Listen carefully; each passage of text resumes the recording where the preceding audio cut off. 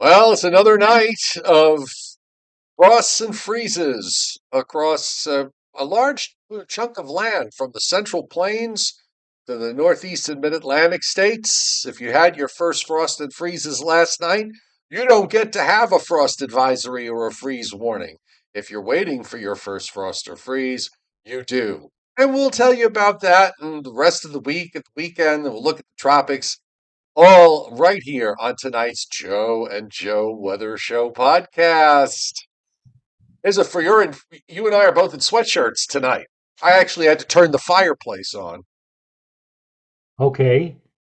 Well, it's we're more used to colder weather, I guess, up here or whatever. But we got down to 38 this morning, and I beat you 35. oh, okay, all right. Well, Uh, 38 this morning. I don't expect it to get colder tonight, but tomorrow night, and I think the Weather Service is smart. They have a freeze watch in effect, and I do believe we will have a freeze tomorrow night. oh yeah. What was your high today? Good question. Today we had our grandson over the house, so I really didn't have a chance to check the readings. Maybe the lovely Mrs. Rayo will post on the chat board. I know she's watching. Um, Well, what our high was, you need to be come in under my high, which which was was 52. 52. 52. And at That's all you had?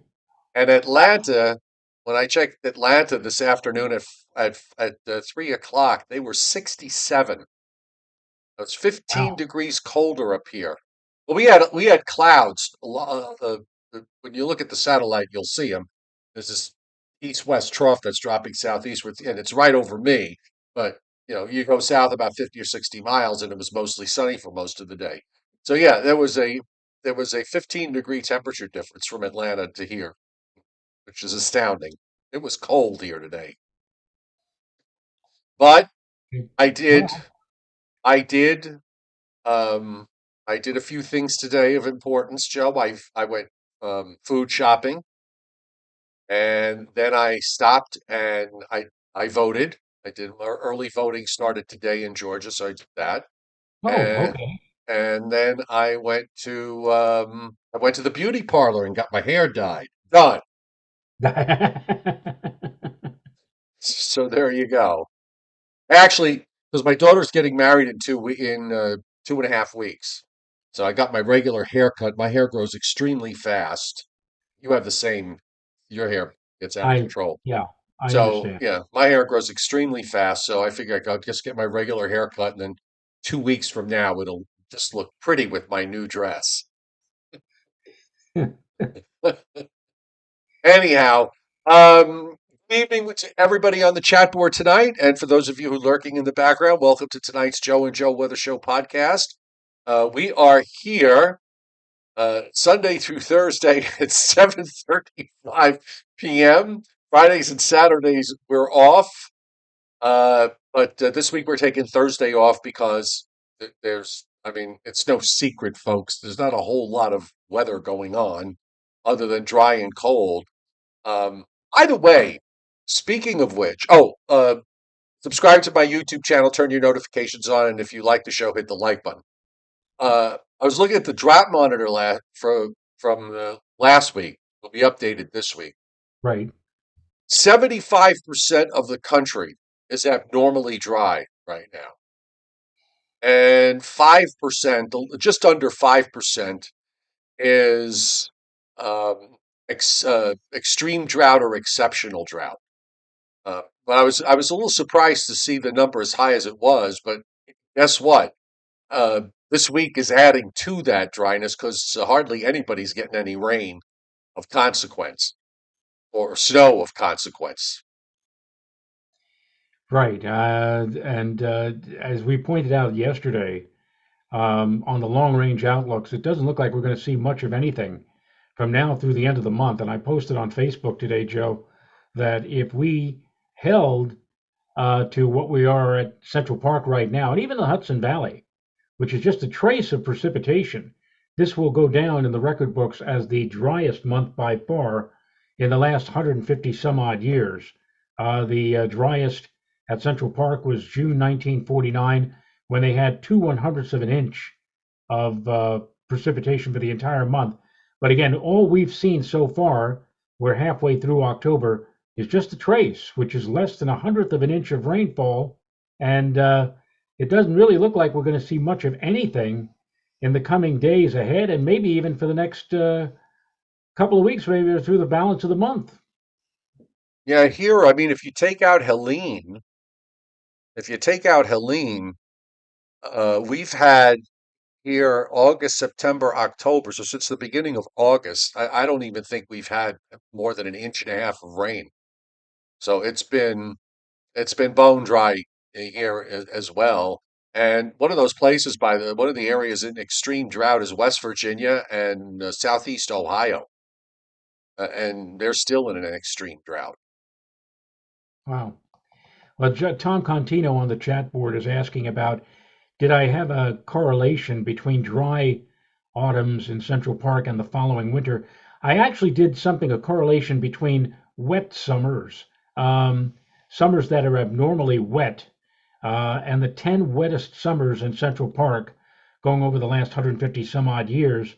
In 7 out of those 10 summers, the winter that followed saw below normal snowfall.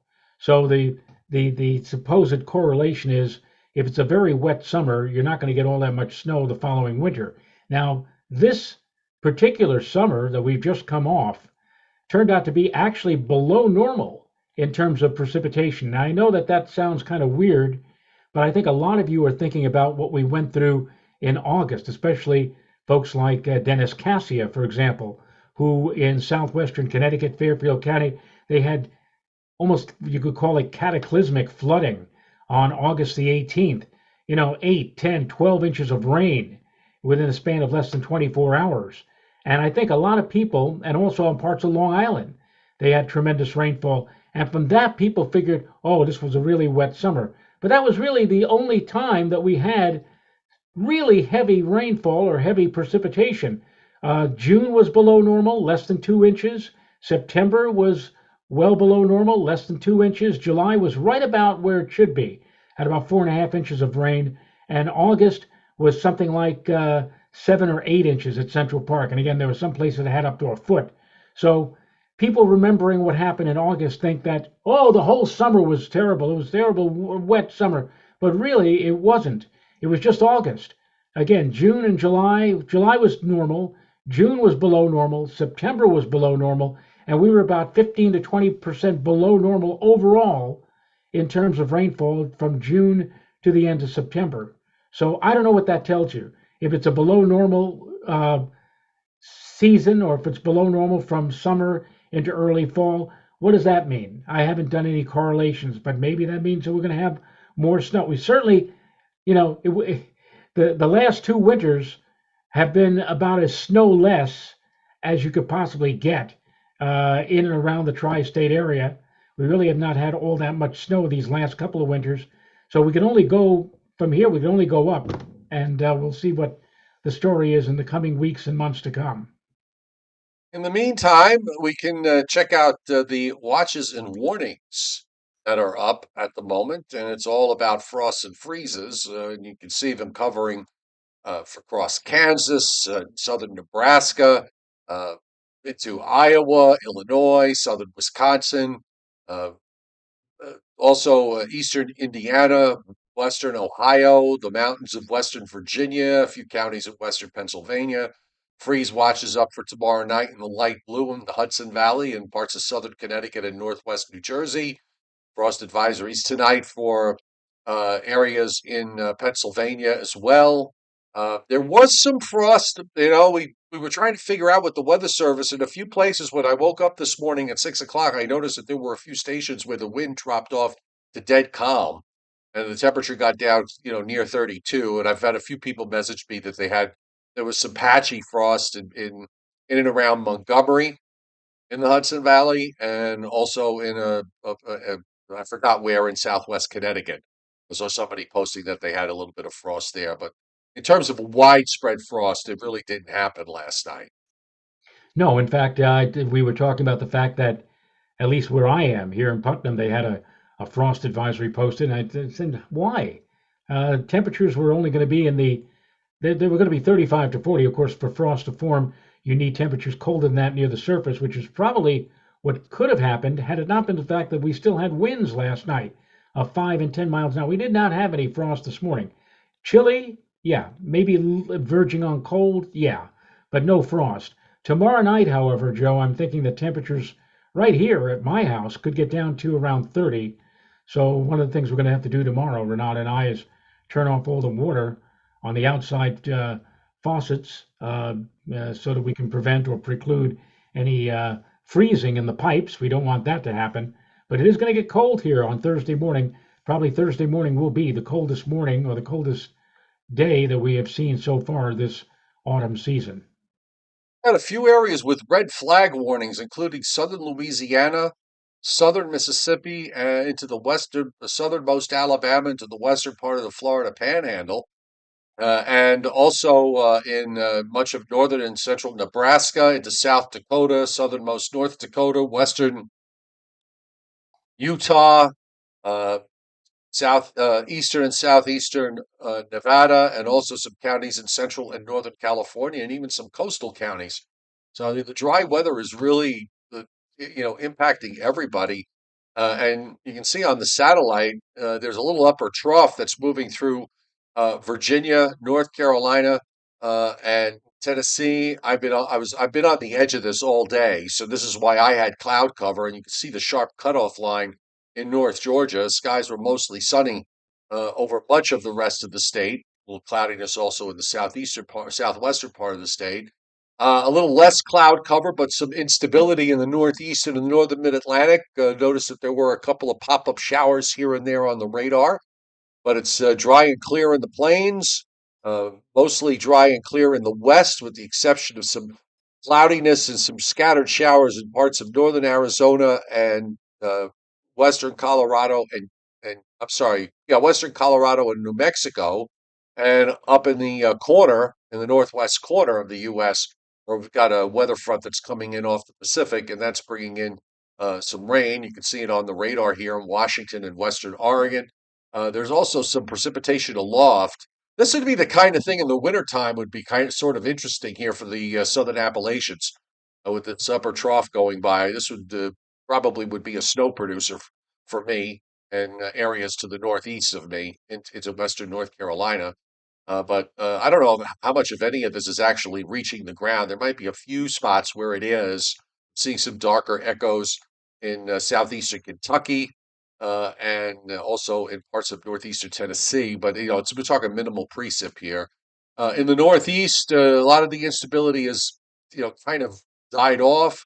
We've got some steadier precip going on up the St. Lawrence Valley. I'm guessing that some of that's got to be snow in some places.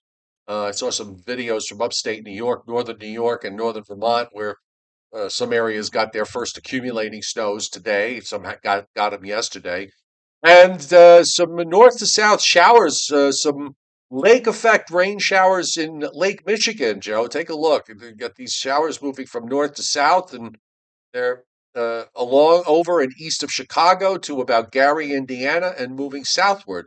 Otherwise, here's the stuff in the southwest, scattered around, nothing serious. Storm Prediction Center's got no severe weather the next 3 days. So that takes us into right through Friday morning. So there's that. And as far as precipitation goes, I mean, this looks like the same map we had yesterday. Look at this from the rain that you see indicated in the Appalachians and in western and northern New York, northern Vermont, New Hampshire is whatever's going on now. And even in that case, it's just an additional couple of hundredths to maybe a tenth. So tomorrow, we're likely to see all of this area in white, meaning no precipitation for the next 7. None from Maine down to Virginia. Small patch in eastern North Carolina from that stuff that's moving through tonight. Nothing in the southeast. Most of Florida, except the extreme southeast, is dry. The only places in the western plains, Kansas, western Kansas, into southeast Colorado, northwest Texas, northeast New Mexico, 1.5 to 3 inches of rain over the next 7. little bit less, but still substantial up through the Rockies and into the Wasatch, and in the Pacific Northwest, where it's several to many inches, additional inches for parts of Washington State, and then extending on up into British Columbia. Uh, there's nothing, in any pattern, any time you're on a given night, you could always find something that you think, well, maybe this might do something or that might do something. There's nothing. I mean, there really is nothing. And Joe, in fact, uh, this is the look of from the North Atlantic, and the GFS has gone from showing two hurricanes to showing nothing. The system in the Caribbean, in the Southwest Caribbean, shifted southward. It's too close to land. No, it doesn't look like as much is going to come out of that until it gets maybe on the Pacific side, and even there, it's not really doing anything. And the models were trying to develop this east-west tropical wave that's about halfway across, and it kept trying to make a small hurricane going over the northern Leeward Islands of the Dominican Republic. Now that's pretty much gone. So Yes. this there's just I don't know. I mean, we're just everything is so very stable and quiet. Doesn't seem like it's able to produce anything. And is this going to be, leading us down the road, so to speak? Will we be saying, sometime in January or February? Remember that nice stretch of weather we had in October when there was nothing going on? And, there might be one of those cases where, we get into February or January and we're like, we're half dying because we've been on like every day Yeah. and doing shows that are like 90 minutes because the weather pattern is so active. So all I can say is just enjoy this. It's a nice quiet spell of weather because, as I've always said, Mother Nature always likes to balance the checkbook in her own weird way, and we may be seeing the checkbook getting balanced, if not in the immediate future, maybe down the road in the winter season. I'm sure all of you snow weenies out there are hoping that that will be the case. I'm just like looking at the GFS operational run from 12Z, which sort of keeps things pretty dry until maybe the last days of October. Then you get kind of a older look to things with a deep upper low in Hudson Bay and another one to the east of northeast of Newfoundland, and troughing down into the eastern part of the United States, and another one that follows right behind it. So this would sort of imply maybe going into the end of the month, the beginning of November, there might, that's probably when we'll have to look for the next change. The late 18Z runs even colder, actually has a pretty strong Greenland block developing toward the end of the month, and a pretty cold looking upper air for the last days of October. But till then, it's hard to imagine. All the troughing is in the west. The ridging in the east is nothing, not very amplified at all. So I don't think. I mean, we're going to warm up certainly. It's about this weekend. Well, we should be back into the 70s, but I don't think we're going to really be pushing it to any extreme uh, as far as warm temperatures are concerned. It'll be like considering a lot of people are going to have their first frost and freezes. That's the definition of Indian summer. So that's kind of what we're going to have this weekend. Temperatures at or above 70 degrees this weekend and right on into the early part of next week. And the normal temperature, the normal high temperature now in October at this time of the year is about 66 or 67, at least here in the Hudson Valley. So when you get to 70 or even low 70, 72, 73, that's certainly, and if we do get a freeze tomorrow night or early Thursday morning, that temperature at or above 70 is certainly going to qualify as Indian summer, if that's still politically correct to say. Yes. Um, this upper trough that's swinging through the Appalachians right now, actually, a coastal low is forming well east of North Carolina and going out. So we'll get rid of that. Uh, the west, with the troughing in the west, there's energy that comes in to Utah at the end of the week and into Wyoming. Looks like they may get a little snow there in both those states. So we'll look to see what. I'll pull up a map to see if they've got any numbers out there. But look at this big high in the east. It just comes sweeping down with the cold air. The cold air pulls out. The high just sort of jumps around up inland of the East Coast through the weekend. So that means, stable atmosphere, uh, nights that are going to be on the coolish side, I guess, but the days are going to be warm, getting up into the 70s. And then moving into next week, there's a weak front on Tuesday that gets close. Does it get through? Does it not get through? Actually, does have a little bit of rain here late next Thursday with that. Who knows if that's even real? When that goes out, then we go back to a southwest flow. Some sort of big storm moves across southern Canada. How deep is that? A 972 low near International Falls, Joe, on the 27th. And then riding along to the northeast. And again, you get toward the last days of the month when you start to get deeper troughing into the east is when, the models start to get more active with rain and even some snow, if you want to believe this. But, you're going to have to wait another week and a half before we get even remotely close to being able to figure out what the end of the month is going to be like.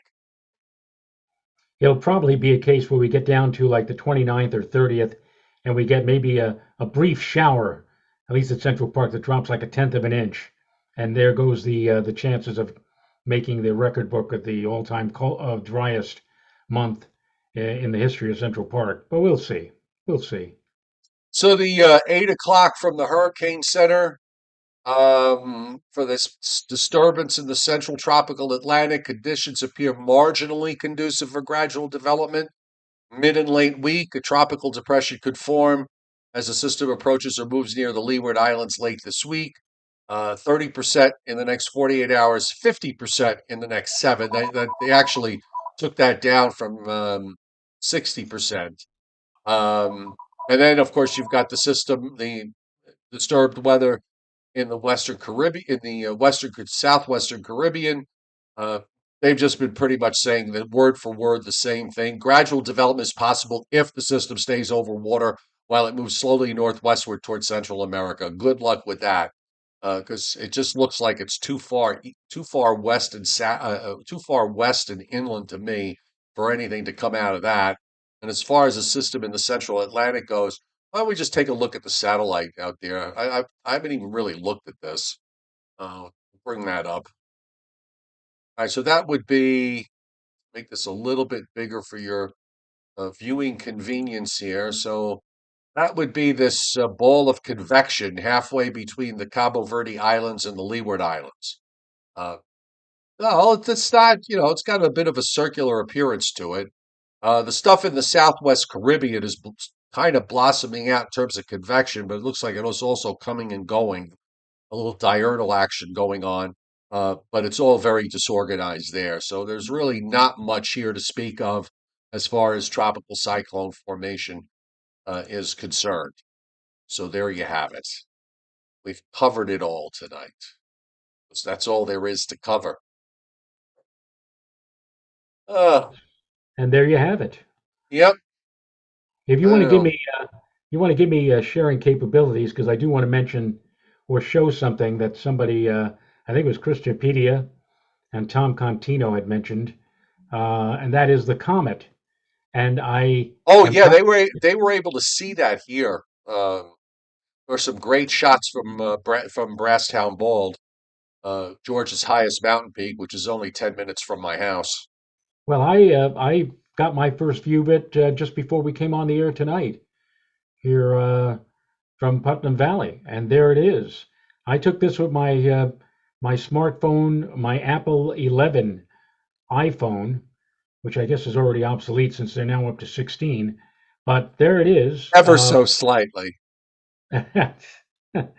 The Now this, I have to tell all of you, you're looking at this, you say, "Wow, look at that! I'm gonna get out there." But I got to tell you that the phone, for whatever reason, the phone brings out the image more than what the unaided eye actually shows. Now, if you were actually out there tonight, as was the case with my wife, Ron and I were standing out there, she had not seen it yet, and she's looking and she's saying, "So where is it? I don't see it." I said, "Well, first you have to use the binoculars," which she did. And then she said, "Oh, yeah, there it is." Then she put the binoculars down, looked up, and then she was able to see it. And basically, it looks like, with the unaided eye, like a faded chalk streak against the deepening blue sky. Not very. This is not something that's going to jump right out at you. You have to look really hard. Now, it may get better in the coming night. Well, we have a moon, a very bright. Tomorrow night's a full moon night, the so-called super full moon. Hopefully later in the week, Friday and into the weekend, when the moon is not rising until later on in the evening, that bright light that it throws off, combined with the fact that the comet will be a little higher up in the sky and in a slightly darker background, will make it appear or make it more evident. But this is not, I will stress, this is not something that jumps out at you. You really, the darker your view, or the further away you are from bright lights, the better your odds of seeing it with the unaided eye. This is not a comet Hale Bopp. This is not a comet Ikea Seki, which was so bright you were able to see it in the daytime. This is about almost 60 years ago. It's a lovely sight. Comets don't get really this bright. They usually are only visible with good telescopes or strong binoculars. This is within your reach if you know exactly where to look and where to find it. But again, in this picture again, a little deceptive because for whatever reason, the camera brings out the light of the comet a bit better. Just like my aurora pictures, my pictures of the northern lights last week, they were really, you look at it and say, wow, look at that. Admittedly, I say, yeah, that's the way the phone saw it, and it was beautiful with the naked eye, but it turned out to be a lot brighter and more evident using the phone. But anyway, there it is. It's out there in the southwestern sky for about an hour or so after sundown. And again, if you know exactly where to look, if you have binoculars and you can sweep it up, you'll find it, and then the naked eye, you'll be able to pick it out vaguely against the nighttime sky. Well, I found the shot that was posted in my local Facebook group. So this was taken up at the top of Brasstown Bald, and I don't know what he used. I think he had. I don't think he was using a phone for the shot, from what I saw. And this was at sunset. This was last night. So you can see how beautiful the mountain view is. But there's the comet right in there. So I want to, Some again, some photographers, and I don't know how to do this. Maybe some of you know how to do it, but some photographers have been playing a game using what they call stacking. They take like 8 or 10 or 12 pictures of the same object, and then they go back, I guess, and somehow with computer technology, they stack the images. And as they stack them, the image becomes brighter and more vivid. But again, it's a little disconcerting because it doesn't really look like that to the eye. To the eye, if you know where to look, it looks like again a faint chalk streak in the sky. It's not really one of those super bright comets that appear every so often. So Tom Contia says the comet visible after 9 p.m. It probably will about a week from now. It won't set until after 9 p.m. But unfortunately, a week from now, it's going to be even dimmer than it is now. So maybe the best time to look for it is now and in the next few nights. Maybe our best view of it, Joe, will come, let's say Friday or Saturday night before the moon rises with its bright light and the comet will be a little bit higher in the sky. Again, I would strongly urge you to sweep the southwestern sky with binoculars. And once you come across it, take the binoculars away from your eyes and look in that sector of the sky, and you should be able to see it, however dimly. So I would not call this, there are two kinds of classifications of comets: common comets, which are visible with telescopes, binoculars, and barely with the unaided eye, and great comets, which just stand out. You step outside, oh, look at that. This is not one of those comets. This is a common comet, not really a great comet. It's a great comet from the standpoint that most of the comets that come on by in the typical year are very dim fuzzballs, very faint, hard to see unless you have a big telescope. By that standard, this is a great comet.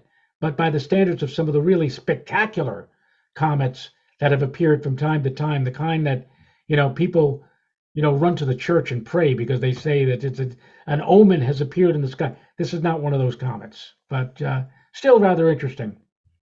By the way, I want to give credit to this is the pictures from Brasstown Bald from Sharon Bonkoski and Michael Bonkoski. Thank you very much. Um, just messaging you now that I'm telling you that I use your pictures on the show tonight. So I hope you don't mind. They were beautiful shots. So big thanks. I couldn't find the pictures before, so while you were talking before, I was finally able to bring those up. But I always like to give credit where credit is due. Yes. Um, so we got Briller Jeopardy, and let me just hold on. Let me message this person.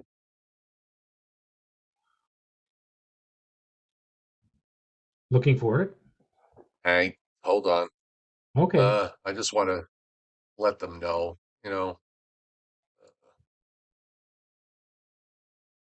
Your picture was on TV tonight.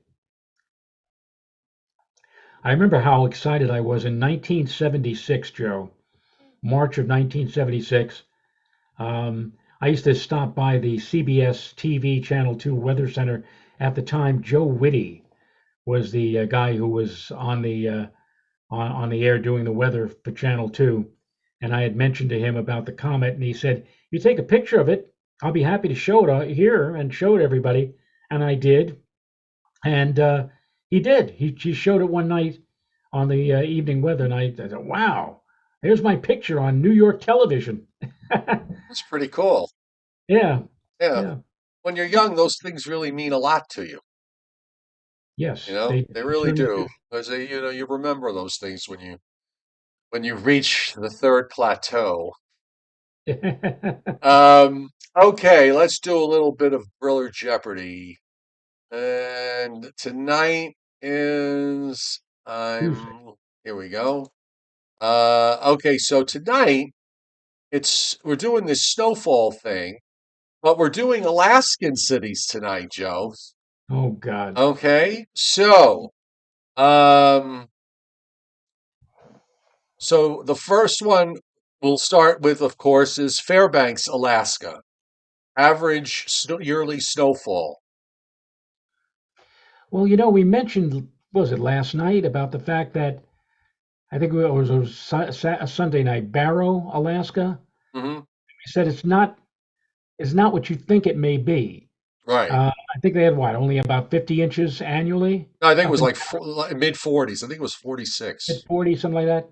So, Fairbanks. For whatever reason, I think that Fairbanks may actually have a little bit more than that. I'll say 80 inches. Yeah, that's a bit on the high side. It's hard for me to know which way to go with this when in terms of like your mindset. Um, Rich Rothmansky at 65 is close. Um, Hurricane Milton Reuben Fairchild at 68 is not quite as close. Frank Garr, you're very close at 59. You're in snake country with 59. Vincent Croce at 62. Coin Pig, you're very close at 59. And Chuck Cardillo, 60. Yes, 60 inches for Fairbanks. There's probably, Joe, in Alaska, there's probably a huge difference between, valleys versus mountains. Uh, and also with respect to where you are on the coast and how far north you are, because the further north you go, the closer you get north, the more you go north of the Arctic Circle, you're probably going to see snow amounts go down a bit. Anyway, uh, next one's Anchorage. I've been to Anchorage. In fact, the year that I went to They Anchorage, still are talking about that in Anchorage that you've been there. They haven't stopped talking about it. When did you go? 20 years ago? I was there in 2016. Oh, so all right, 8 years ago. Yeah, they're still talking about it. Anyway, go on. Um, and Anchorage. and the interesting thing is that I believe the Iditarod uh, yeah, either begins or ends in in Anchorage. And the year that we went in March of 2016, they had hardly any snow, and I think they either had to divert to some other place other than Anchorage, or um, they had to make snow or something. Anyway, it was an unusual year. They had far below normal snowfall in 2016. I think Anchorage. I'm going to say 75. That's a very good guess. It's very close, actually. Rich Rothmansky at 76 is even closer. Joe Z at 80 is close, but coming at it from the other direction. Uh, Trying to see if anybody's got it. So you know what the range is, folks. Maggie P at 76, ever closer. And Chuck Cardillo at 78. Give Chuck Cardillo a bell ring, Do I Joe. have? No. Yeah, Yeah. All give right. Chuck a bell ring. There you go. Okay, Juneau. Juneau.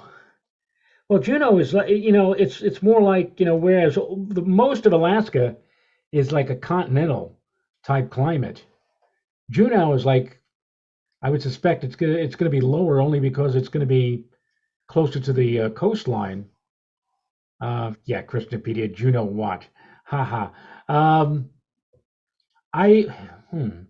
So if it was 75 in what was it, 77 in Anchorage? 78 in Anchorage. 78? It's not going to be like that in Juneau. Um, I'm not sure if I want to go like 45 or 55 inch. I'm going to say, uh, I'll say 55. Yeah, you should have gone the other way. Patrick Darcy, you are so close that the snake's venom is dripping from its fangs. 87 is what he says. 87, very close. Joe, news is Uh, 87? right. Really much? I'm giving you a hint. News is Oh, 88? 88, Christinapedia, 88. Yes, 88, Tyler Fienga. 88, Nome, Alaska. Gnome. Where, by the way, in the year 2033, they're going to have a total eclipse of the sun. So maybe Renata, if you're watching, guess what? We may be going to Nome, Alaska in 2033. Um, What month of the year is the, March. in March? March. Oh, there'll be March. snow on the ground. Oh, yeah, there certainly will be. I'm not, again, I don't think it's going to be as high as a lot of people would think. They say Nome, Alaska, oh, it's winter, it's tons of snow. How about 25? Oh God, Joe, really? Why? I, Rich Rothmansky at 82. You are also the venom from the snake fangs are dripping all over your hair. oh, dear. Should you have hair? Um, 'Cause I just kidding. Yeah, it's a big number there. It's a big number. 92, Jason Fox is too high. Josie at 90 is a little too high. Mitch 81 from Tyler Fienga is a little too low, just a little. Chuck Cardillo again. He's staying at home doing the math tonight and getting it right. Give him another bell ring, Joe. Also, Norm Roberts, Carol DiChiara, and Vincent Croce, 83. There you go.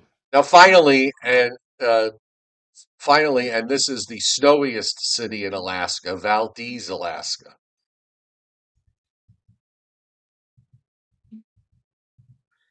Well, if it's got to be It's a big number, three triple digits. a triple digit number. Well, gee, what the hell could it possibly be? It's 100. If it's like just over 100 inches in Rochester, New York, I'll say I don't know something stupid. 330. You actually are incredibly close. With Uh, 330 inches? yes, Patrick Darcy at 320. Rich Rothmansky at 345 is a little high, but if you take your 330 and Patrick Darcy's 320 and you split the difference, you get Vincent Croce's 325 and Leon of Lindenhurst 325. There you go, guys. And there you have it. Congratulations. We managed to stretch the show out to 8:15 tonight. See, we With can we could figure a way to stretch, even though we don't have much to talk about. We worked in television, we had to stretch at And times. Just wanted to see if there's on the it's like with digital. it's like that episode of The Honeymooners where Norton is wearing all those furs and he's got like a hot water bottle underneath the furs, and he says, "Trixie, we just have to stretch the soup." Oh God. Hang on a second. I'm just trying to get us. Well, here's the digital snow map for the snowfall tonight. Well, for late, whatever fell late today and tonight. This is for upstate New York and into parts of Vermont and New Hampshire. You can see some darker blue. There's actually an 8-inch print to the northwest of 87, somewhere in the Adirondacks there. And there's even what is that, a 14? I can't see it. No, that's a 1. I'm sorry. Got a speck of dust on the camera there.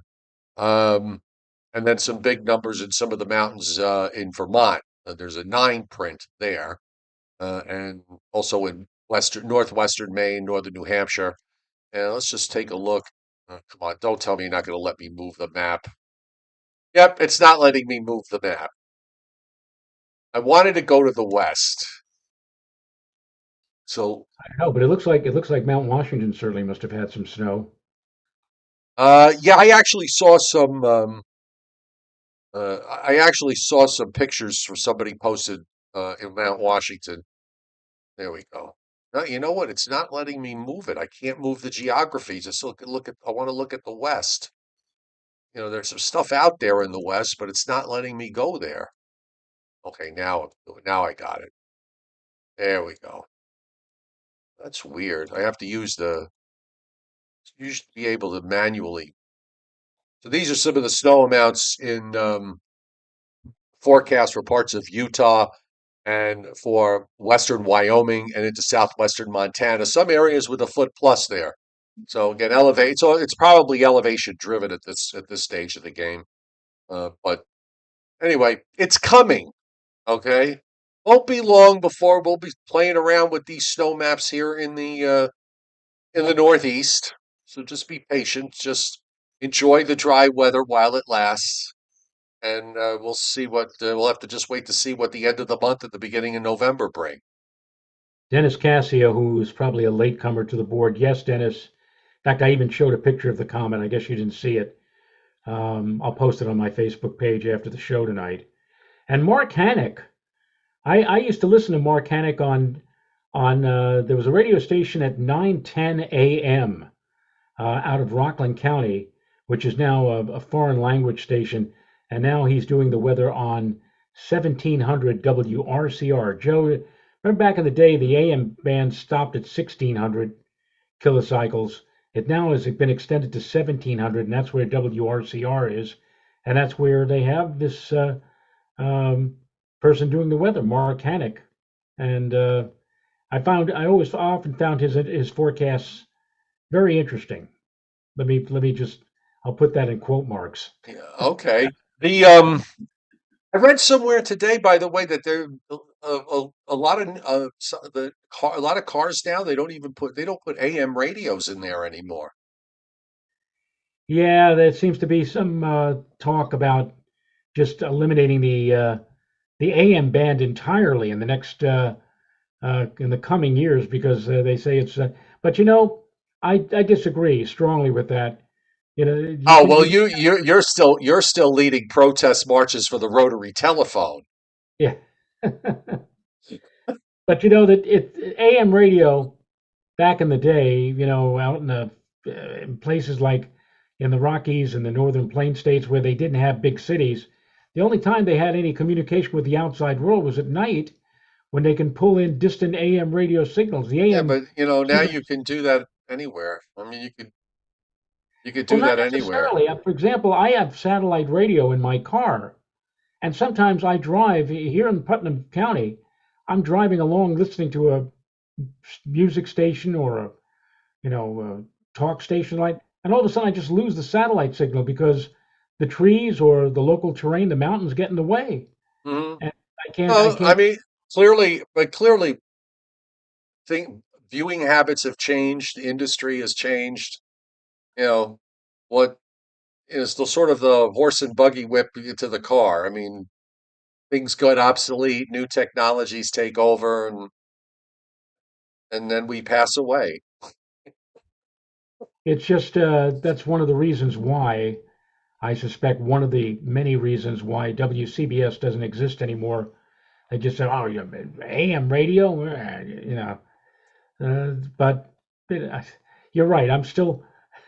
I'll if they bring back the rotary phones, I'll be very happy to use it Right? again. No, listen, but I get it. You get everybody goes through this when you get to a certain age. You just don't want to learn new things, and you know, I I've said this to you before. I mean, I'm open to learning new things, but even I find myself now just uh, getting to a point where I really don't want to learn a new thing anymore.